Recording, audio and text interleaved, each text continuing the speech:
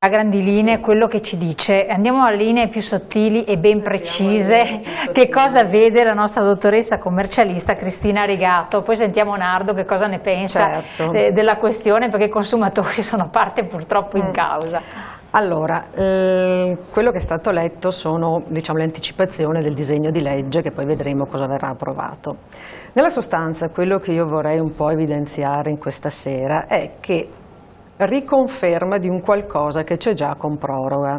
Allora questo, dico cosa? Che c'è sempre un sottintesa incertezza, cioè io arrivo a oggi che siamo al 2 novembre, vedo il disegno di legge di stabilità, non ho dubbi che questa proroga verrà confermata come è stata anticipata, devo aspettare comunque il 27, 28, 29 di dicembre per avere la legge, le agevolazioni fiscali, per avere la certezza. Adesso, diciamo che su questo articolo non ho dubbio che l'anticipazione del disegno di legge verranno confermate, però quello che io vorrei trasferire è questo. C'è sempre in tutti i settori, ma chiaramente quello immobiliare per gli importi ha un peso diverso, questa incertezza di fondo nel momento dell'acquisto, nel momento della detenzione e nel momento della vendita. Quindi l'aspetto dell'investimento immobiliare secondo me andrebbe rivisto nella sua complessità sotto il profilo fiscale. A me fa tanto piacere che finalmente, e si spera finalmente, l'IMU prima casa e Tasi prima casa assieme, perché se io tolgo l'IMU e ti metto la Tasi, allora il consumatore, dalla signora della porta accanto ma all'imprenditore, mi dice mi esce un qualcosa dalla porta e mi rientra dalla finestra, perché alla fine che siano servizi indivisibili, che li voglia dare diciamo una connotazione anche corretta, ma alla fine chi deve pagare fa i conti e dice bene, mi hanno abolito l'IMU prima casa ma mi è ritornata dentro come Tasi, io non voglio entrare nella disquisizione legislativa, dice pagavo 100 e ripago ancora 100. Allora finalmente per le prime case al di fuori di quelle identificate come beni di lusso, quindi ville, castelli, finalmente sembra che esca definitivamente e questo sicuramente è un passo avanti, però è un passo avanti che voi mi capite che mi va bene nella generalizzazione diciamo di chi ha la prima casa, che lo si considera un bene primario ed è un bene primario. Però ci dovrebbero essere, come dire, anche spinte verso altri tipi di immobili, perché la prima casa io la devo in qualche maniera, mi passi la parola, proteggere perché è bene primario, però anche gli altri immobili. Infatti il rilancio del settore gioca tanto sulle, io ho detto, crisi del valore del nostro bene denaro in banca, perché adesso diventerà aleatorio, certo. Lo dicono tutti con questo benedetto bail-in. Ritorna l'immobile, seconda casa, quella che è l'Italia ci ha sempre creduto, come lei diceva prima, nell'investimento immobiliare, ci ha sempre creduto. Quindi la matrice c'è, l'italiano. Sì, l'italiano ci crede, l'italiano probabilmente ci crede perché fino alla crisi del 2008 ha anche toccato con mano che comunque ci ha creduto e ha avuto... Cioè aveva una rendita. Aveva una rendita. Diciamo che poi la crisi del 2008, diciamo che oggi parliamo di immobili, però è stata una crisi generalizzata, quindi poi chiaramente più l'investimento è importante, più in qualche maniera ne ha sofferto, però è stata una crisi generalizzata. Oggi veniamo a dover rilanciare, quindi io posso rilanciare in uno sguardo d'insieme, quindi io vorrei una rendita dall'immobile, cioè non vorrei fare una raccolta senza rendita, quindi io non posso investire in immobili che devo affittare e mi vanno in somma del mio reddito e ho un abbattimento del solo il 5%. Lasciamo fuori le cedolari secche che però hanno delle limitazioni tra il proprietario e l'inquilino, quindi solo immobili di civile abitazione, proprietario no imprenditore non professionista, e quindi ci sono delle limitazioni tecniche. Cioè per rilanciare bisognerebbe far sì che questa rendita in qualche maniera emergesse. Allora, quindi è un discorso fiscale, di nuovo fiscale, come diceva il decisamente per me fiscale, ma quindi vede fiscale... Non accanirsi su questo. Il notaio giustamente diceva anche nel momento dell'acquisto abbiamo un'imposizione indiretta importante, io dico nella costanza anche, cioè io do in affitto un mio immobile, ho un abbattimento diciamo del solo il 5%, voi capite che questo immobile sarà gravato comunque da imposte comunali, non essendo un immobile diciamo che va in esenzione IMU e Tasi, una manutenzione per tenerlo diciamo la devo fare e quindi a questo punto qui questo 5% chiaramente è impossibile che assorba i costi che io e mi va insomma il mio reddito, a cui cosa andiamo ad aggiungere? Andiamo ad aggiungere che poi nel momento che lo vado a rivendere bisogna vedere poi l'incremento o decremento che ha avuto il mio immobile, proprio perché, come abbiamo sentito qui dagli esperti, e non lo sono io, che immobili costruiti 3-4 anni fa, non 40 anni fa, che questo magari lo arrivo a capire anch'io, che non sono adeguati, ma anche 3-4 anni fa, sono, diciamo, già fuori mercato, cioè già non più competitivi. E allora io dico, bene, mi dicono che non sono competitivi. Immobili che però oggettivamente sono nuovi, non hanno 40 anni, quindi dobbiamo trovare la maniera che questi immobili, chi li acquista, abbia un'agevolazione. Allora, acquisto un immobile in classe, mi suggerite voi, B, C, non importa, diciamo B se sono nuovi, ok? Non è classe A. G. Peggiore la G. La peggiore è la G, però quelli nuovi non penso che abbiamo. Ecco, diciamo, troviamo la maniera per far circolare, per far circolare questi immobili come? Trovando, magari io ti do un beneficio fiscale nella misura in cui tu ti impegni a fare un qualche intervento all'interno di un arco temporale, e quindi muovi il settore, chiaramente delimitato, cioè ecco, di modo che io allora dico bene, lo acquisto perché mi piace, perché può incontrare il mio interesse, ho un beneficio fiscale perché mi impegno comunque a riqualificarlo secondo gli standard attuali, quindi alla fine smuovo la possibilità di quindi utilizzare interventi per riqualificarlo. Nello stesso momento metto sul mercato, cioè è presente sul mercato un immobile adeguato secondo le caratteristiche energetiche. È vero sì che mi si dice, ma comunque la legge sulle riqualificazioni energetiche c'è. Allora la legge sulle riqualificazioni energetiche, quelle che tutti conosciamo come bonus 65% iniziale, 55%, c'è, sicuramente c'è. Però io lo vedrei più in un insieme, cioè non legato solo a quelle particolari interventi così come disciplinati. Dopodiché mi aggancio a quello che ho sentito prima, che è corretto, lo sfasamento finanziario. Io, il fornitore, il commissione oggi gli do un acconto, a fine lavori, salvo imprevisti, dovrei saldarlo, ma il mio beneficio fiscale lo recupero in 10 anni, quindi c'è uno sfasamento finanziario decisamente importante. Poi giustamente il Presidente diceva, chi fa un investimento, mettiamo anche seconda casa, non ha 25 anni, c'è dubito. Ecco, quindi 25, neanche la prima. Prima cosa. Seconda cosa, quando è nata questa legge, per esempio, del beneficio dell'ex 65%, era nata in 5 anni, a dire la verità, poi dal 2011 mi pare, è passata a 10 anni. È vero sì che mi serve anche una capienza IRPEF e quindi tutto legato a questo, però su questo secondo me c'è margine di intervento, perché chi fa grandi interventi o comunque ha disponibilità finanziarie possono essere nati da risparmi, quindi invece che portarli in detrazione dal reddito sotto forma sull'imposta si potrebbe ragionare sull'imponibile, quindi la capienza dell'imponibile è più facile da averla che sulle imposte. Quindi secondo me ci sono molti margini ragionevoli. Dopo mi fanno la proroga, a me fa piacere, cerchiamo di dare una continuità e dai sto 65%, ma viene quanti anni? Sì, la proroga è di mesi, io immagino che un imprenditore ragioni nella prospettiva io non posso sentire ogni anno che anche i clienti mi dicono c'è la proroga, non c'è la proroga, io dico sì, c'è l'anticipazione, dobbiamo aspettare, ti do la conferma, cioè ditemi, da qui al 2010-2025 coloro che faranno questo tipo di intervento avranno 2 punti. Ti chiedo solo questo, perché siccome sappiamo che ci sono dei dati sempre più importanti, se ne parla anche sui quotidiani in questi giorni, di persone che acquistano all'estero, che vanno all'estero, giovani che vanno via, anziani che vanno via, tutti se ne vanno via dall'Italia, altri arrivano, ma forse non tanto molto benestanti, ma anzi.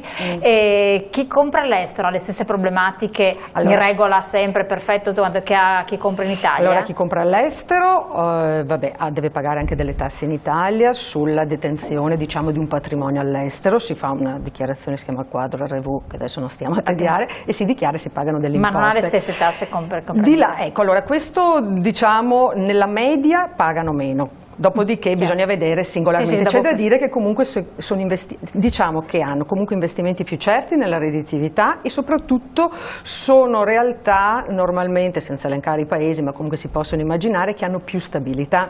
Lei apre un qualsiasi quotidiano, non necessariamente quotidiani che si occupano senza fare nomi di aspetti economici, e non c'è mese che c'è la modifica di questo, c'è la modifica, questo dà instabilità. Chiarissimo, no, perché molti comprano per altre realtà europee sul Mediterraneo, sì, eccetera, interessanti, facendo il discorso che ha fatto Voltolina. Certo, turistico. E hanno una resa altissima, più che non la locazione. È assolutamente, come dire, complementare all'attività che io ho tantissime richieste proprio di chi possiede la seconda casa, vuole metterla a rendita, ci sono sicuramente opportunità interessanti, fino a prova contraria siamo un paese turistico che riscopre questa vocazione, e la stessa Padova, che sembra non essere città turistica, invece lo è da sempre, perché per turismo si intendono tante altre accezioni, che non è soltanto quella del diporto, del leisure o quella del business, ma noi siamo una città universitaria, siamo una città sanitaria, siamo una città che ha un territorio, un indotto importante. Io, operando in tutti e due i settori, in tutte e due le città, lo vedo, ma il grandissimo interesse è sotto molti punti di vista di questi proprietari, che riescono e che vedono la facilità di accesso ad una redditività nuova. Quindi l'immobile torna ad essere sotto una veste diversa e interessante. Assolutamente, per il problema è che l'improvvisazione, come prima criticavamo l'improvvisazione in tanti altri settori come questo, è che in quello turistico adesso c'è la possibilità di accesso attraverso web, poi si scoprono problemi di vario genere. Allora la mia professionalità, la nostra professionalità e la storia significa quella di garantirlo dal punto di vista sia normativo, ma sia anche commerciale e poi gestionale. Quindi misurarsi con questo per noi significa interpretare il cambiamento che è continuo, accelerato e quanto altro, quindi assume e veste e vede vari aspetti. Il fatto di partecipare in modo trasversale, come sto facendo stasera alla trasmissione, come facciamo a lavorare in aggregazione, in rete a questo punto, si può definire la famosa rete di impresa. È un po' come dire il piccolo anche nel turismo è estremamente efficace in questo momento. Il piccolo significa dare un'attenzione. È come dire, non offriamo più soltanto ospitalità, offriamo accoglienza, che è molto di più. Facciamo conoscere Padova, facciamo conoscere la città, li facciamo vivere come padovani per un giorno. Questo è accogliere. No, ma perché è un discorso diverso, cioè ad esempio il cittadino che ci scrive e ci dice: ma posso investire ancora nel mattone, mi conviene, non conviene, domande di quest'oggi, di ieri, anzi in trasmissione, la risposta è: guarda, non solo con la locazione, non solo se ci vai a abitare durante le vacanze, che là è un caso vero, ma con questa ulteriore alternativa, potrebbe essere una svolta. Chiedo a lei, Presidente di Consum, se in questo discorso la vede un nesso che può essere interessante per il consumatore. Sicuramente che è interessante per il consumatore, che ha la fortuna di avere a disposizione i locali per fare questo genere di attività, che è sicuramente un aiuto notevole al reddito della famiglia. Ci scontriamo in questo caso, come sempre in Italia, contro gli abusivi, perché una volta che si aprono le maglie e si facilitano alcune attività, poi i primi a inserirsi sono gli abusivi. Ne approfitto per evidenziare che come associazioni abbiamo accolto molto negativamente le decisioni della Camera di Commercio di abolire la commissione sugli albi dei mediatori, anche perché Padova non costava nulla, ma mi risulta che altre Camere di Commercio le commissioni sono ampiamente gettonate con centinaia di euro per ogni convocazione di seduta, non solo in Meridione ma anche nella vicina Lombardia e la Camera di Commercio di Milano. Ogni commissione era gettonata con la Camera di Commercio e la Commissione, come associazioni abbiamo raso al suolo, diciamo quasi, chi vendeva le multiproprietà all'estero e anche in Italia senza avere la qualifica e grazie alle multe e alle denunce fatte anche dalla Camera di Commercio, anche di carattere penale, i padovani che facevano i furbi in questo genere si sono praticamente dedicati ad altri lavori. Io volevo dire ancora un paio di cose. Uno è rispetto alla filiera, no? Che si accoglie. Gradirei non so se l'avete detto prima, che gli agenti immobiliari si trasformassero da agenti immobiliari a consulenti immobiliari, sarebbe una cosa ottima, come lo stiamo dicendo da anni con gli agenti assicurativi, che dovrebbero essere invece i consulenti assicurativi del consumatore, in modo da ricreare e consolidare quello che si diceva prima, cioè la fiducia del consumatore nei riguardi del settore e delle professioni, ma anche. E l'altra cosa che poi abbiamo la pubblicità che io ho una paura tremenda quando si parla di liberalizzazioni, perché l'Italia è il paese dove si sono fatte tantissime liberalizzazioni negli ultimi 20 anni, a partire dall'assicurazione finendo a quello del mercato dell'energia, no?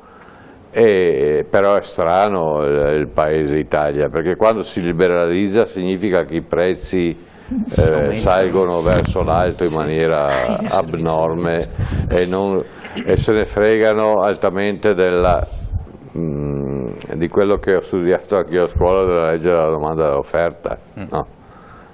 Liberalizzate, adesso posso fare quel cavolo che voglio, pertanto se prima prendevo 10 adesso voglio prendere 100. No. Chiarissimo. Una cosa, finisco, per quanto riguarda la questione delle agibilità e sarebbe utile dare una strigliatina ai comuni, alla regione e alle province, cioè agli enti pubblici che sono proprietari di case, perché se lo Stato e le istituzioni pretendono da Nardo Roberto, che vuole vendere la sua casa, corredarla da tutta una serie di documenti, in primis, oltre a quello di provare la proprietà, anche dell'efficienza energetica dell'edificio, tu vai ad affittare o vai a comprare una casa all'Ater, manco lo sanno cosa significa. Lo so. Allora, gli dicono cosa? No, ma qua no, noi altri non la faremo. Allora, vicepresidente Casaclima, andiamo in pubblicità. Sì, sempre in deroga. Qua dice detrazioni fiscali per interventi, sempre la legge di stabilità, prevederebbe detrazioni fiscali per interventi di efficienza energetica utilizzabili anche dagli istituti autonomi per le case popolari per le spese sostenute nell'arco del 2016, per interventi realizzati su immobili di loro proprietà adibiti a residenza pubblica. 2017, chiedo al vicepresidente Casaclima, c'è una normativa cogente per quel che riguarda gli edifici pubblici, no? Cogente e anche molto impellente. Cioè è domani, 2017. Sì, cioè gli anni passano in modo impressionante, per rispondendo a Nardo. Nel 2018 gli edifici pubblici dovrebbero essere costruiti a consumo zero, quasi zero. Quindi adeguati entro il 2017-2018? E adeguati. E noi pensiamo invece cosa sono le scuole piuttosto che gli edifici comunali, che non sanno neanche di che cos'è il risparmio energetico, piuttosto che gli edifici dell'Ater. Efficienza, cioè non avere consumo e non avere richieste, cioè vuol dire cambio radicale. Sì. Ma nel 2020 anche gli edifici nuovi dopo si spostano, sarà 2021 comunque siamo qui. E 2020 qui, diceva Furlan, anche i privati, quindi attenzione. Sì. Altrimenti conseguenze? Poi siamo sempre in Italia, quindi le conseguenze sono un po' mascherate. Insomma, mi facevo, non so se abbiamo tempo un attimo, al discorso di prima dei progettisti, come diceva il presidente dell'Ance Veneto. È giusto che la filiera deve essere preparata. In effetti Casaclima, quando è partita nel 2003 a certificare gli edifici, non ha formato solo i certificatori, cioè coloro che devono redare il modulo e compilare il modulo e basta, ma ha pensato bene di fare dei corsi per i progettisti, fare dei corsi per gli artigiani e per le imprese, perché se io non so fare il lavoro, non lo so progettare, cosa vado a certificare? E succede quello che succede con la certificazione nazionale, che è un certificato falso, più o meno. Su Amazon a 50 euro, gente che neanche viene a vedere l'immobile oggi da un mese. Più o meno, insomma, dopo ci sono anche lì le scappatoie. Volevo chiedere proprio per quanto riguarda Casaclima, però siamo coscienti che Casaclima nasce dal fatto di una obbligatorietà provinciale, cioè Bolzano decide in tal data da oggi minimo classe B o classe A. Qui è successo dopo, diciamo, è successo dopo, per questo ci siamo adeguati. Non il problema è un'obbligatorietà. Se qui domani mattina o 10 anni fa, quando sono stati edificati tutti questi invendibili, chiamiamo invendibili, ci fosse stata l'obbligatorietà classe B, saremmo in un'altra situazione. Diciamo che sono due punti ha perfettamente ragione, il problema è che le regioni dovevano applicare la certificazione energetica e definire la classe degli edifici nel 2003 e l'unica che l'ha fatta in tempo è Bolzano, nel Veneto non l'abbiamo ancora fatta e siamo nel 2015. Siamo sotto Itaca qui, altre certificazioni. Bastava definire i valori ma non li abbiamo ancora attualmente, nel senso che usiamo il sistema nazionale. Secondo me si crea un certo panico verso il cliente, classe A, classe B, classe C, e classe A, classe B, classe C è il consumo metro quadro kilowatt ora. Se fosse così semplice, poi c'è il comfort, indubbiamente, ma per il risparmio o per l'investimento l'interesse dell'utente è il consumo. Assolutamente. L'ammortamento del mutuo si fa in base al consumo, perché se una casa in classe G che consuma 2.000 euro all'anno non pago più il mutuo, quindi dobbiamo secondo me parametrarlo, cioè vogliamo dire che la classe energetica serve per avere un consumo certo e certificato dell'edificio, cioè a me costerà per i prossimi 10 anni questo, ecco, così io riesco ad entrare in un mercato immobiliare coerente, perché altrimenti sto vendendo una macchina che fa 5 con 1 litro invece fa 2 con 1 litro.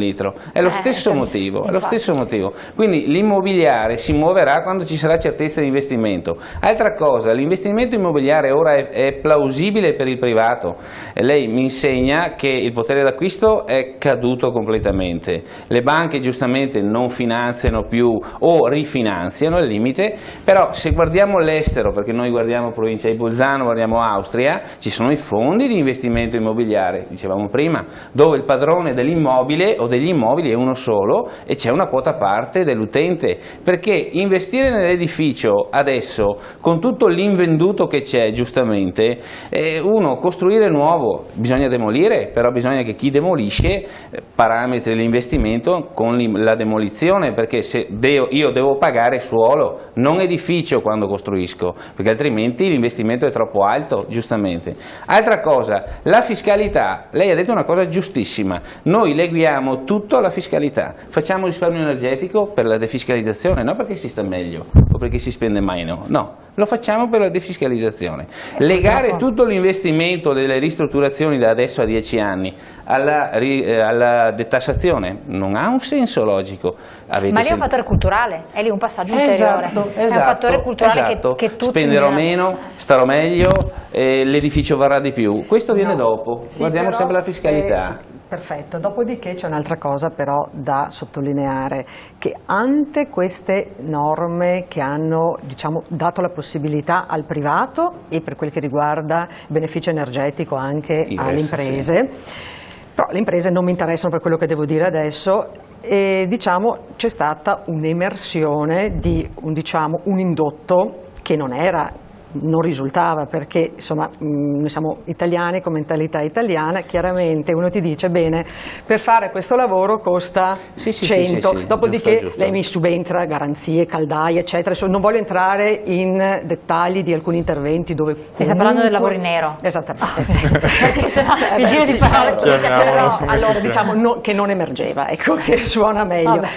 Questo ha permesso comunque, non è tanto che, i lavori probabilmente, senza probabilmente, alcuni venivano fatti ugualmente, perché se mi si rompe la caldaia, comunque non è che stavo al freddo, la cambiavo, se avevo caldo, il condizionatore me lo compravo e probabilmente lo compravo anche con l'inverter dell'aria calda, che non si sa mai che mi si fermi il riscaldamento. Tutto questo io l'avrei fatto probabilmente comunque, però è certo che con l'aspetto che il privato può portare in detrazione ha fatto emergere comunque tutto un mondo che, non dico che era tutto non emerso, però insomma non ce la raccontiamo, in parte non era emerso, quindi siamo un popolo che necessita di queste cose qui. Secondo me sì. Nardo, doveva aggiungere qualcosa relativamente al discorso? Sullo specifico ha ragione la dottoressa, perché tanti investimenti sono fatti anche nel nostro Veneto per quanto attiene il posizionamento dei pannelli fotovoltaici. e tutti quelli che sono venuti che avevano preso la fregatura naturalmente, anche i truffatori sono partiti anche dal Trentino, cosa rara, no? E hanno venduto migliaia e migliaia di metri quadri di pannelli fotovoltaici facendo balenare al cliente che l'Enel, lo Stato, che dopo paghiamo noi, certo, gli dava l'incentivo di 29, 30 centesimi, 40 centesimi per ogni kilowatt prodotta, no? E gli facevano conti in 20 anni tu non solo recuperi il costo, ma avrai un vantaggio di 29-30 mila euro, cioè un incasso, una rendita più del 100% rispetto a quanto investito. No, volevo solo far notare che come associazione noi siamo estremamente preoccupati di un fatto che sta avvenendo in queste settimane, in questi ultimi tempi, e cioè le banche che si sono messe a fare le agenzie immobiliari, cercando di vendere le proprietà che hanno pignorato alle persone, alle famiglie o alle aziende che non riuscivano a pagare il mutuo. Il rischio che vedo io è quello di far crollare il mercato immobiliare, far crollare i prezzi, perché ne hanno migliaia e migliaia di appartamenti nei loro cassetti. Tra l'altro vecchiotti. E tra l'altro anche vecchiotti, alcuni no, ma tantissimi vecchi. E stanno creando una bolla